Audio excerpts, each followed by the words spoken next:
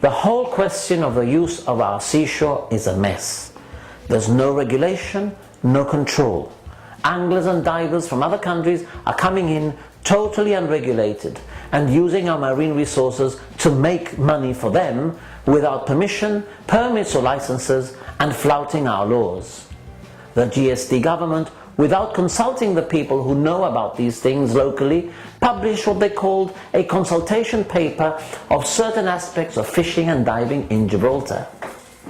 They claim that this is consultation, but they make all the wrong assumptions.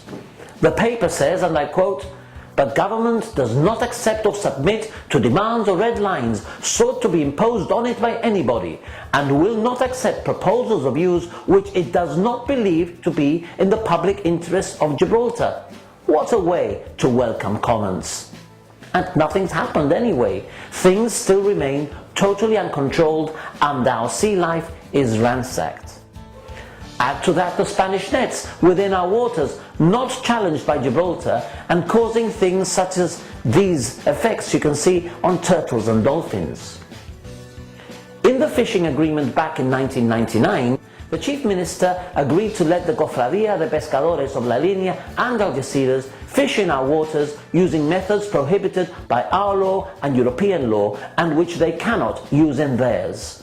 Mr. Figueras, in his electoral broadcast, thought that this was a big success because it was the first time Spanish fishermen accepted they needed permission to fish in our waters. In return, we allowed them to systematically break laws made in our parliament. It's like saying to a burglar, "As long as you recognize it's my house, come and steal all you want." That was the first step in giving Spain the idea that they could do what they liked in our waters. It led to this: our waters being designated as a Spanish area under the name of Estrecho Oriental, and this was done while Mr. Caruana was negotiating the Cortes agreement and initiating the tripartite forum.